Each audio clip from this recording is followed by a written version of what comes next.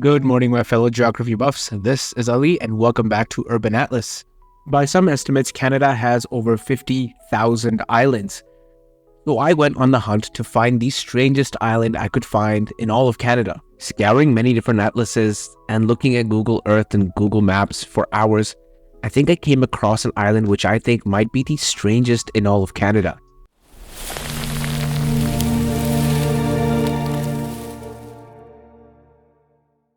This is the unique Akpatok Island. Now this is a very obscure island, and before I did any research, I didn't even know this island existed. Primarily because it's quite a small island. It has an area of only 903 kilometers squared.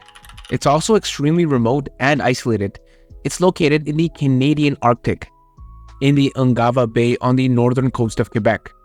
Now this island is only approximately 70 kilometers from Quebec, but it is part of Nunavut. Precisely, it's part of the Qikiqtaaluk region, also known as the Baffin region of Nunavut. Now what makes this island extremely unique is its geography. You see, Akpatok Island is predominantly limestone.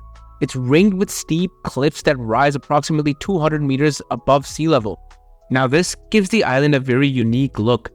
The cliffs are broken in many places by deep ravines, allowing access to the flat plateau, which occurs in the central part of the island. The plateau is approximately 23 kilometers wide and 45 kilometers long, meaning Akpatok Island just looks like a giant plateau rising approximately 200 meters above the sea, and this gives the island a very ominous appearance. Because of its geography, Akpatok Island is not particularly a welcoming place to live. It is great, however, for sightseeing and hiking. Birds, polar bears, fish, and other marine mammals like walruses and seals are likely to be the only living creatures you can expect to see on the island. The island is dominated by birds. In fact, they're so plentiful that the island was named for the Akpat, which is Inuktitut for the thick-billed murre, which is a bird of the auk family.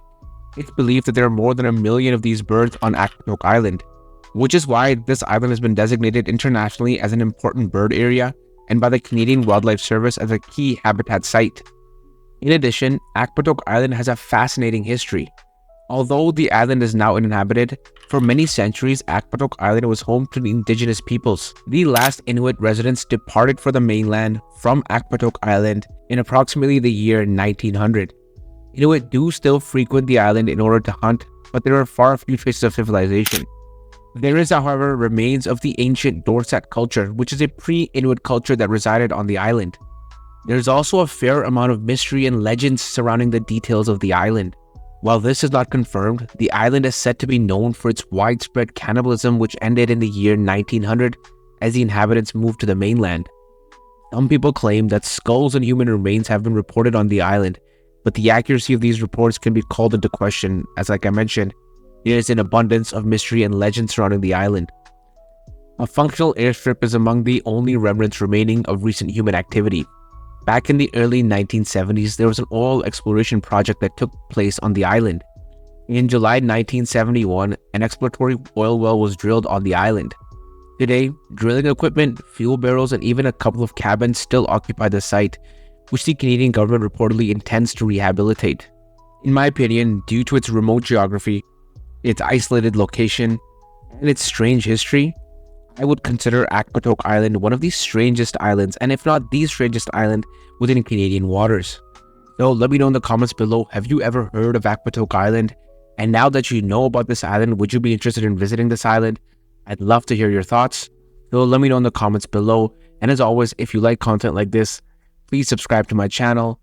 It really helps me stay motivated to keep making awesome content like this for you guys. I know I mentioned this in almost every video, but please guys, if you subscribe, it really helps me. I'm a very small channel and I don't really make much money off of YouTube. I just do this because I love it. I have a passion for it.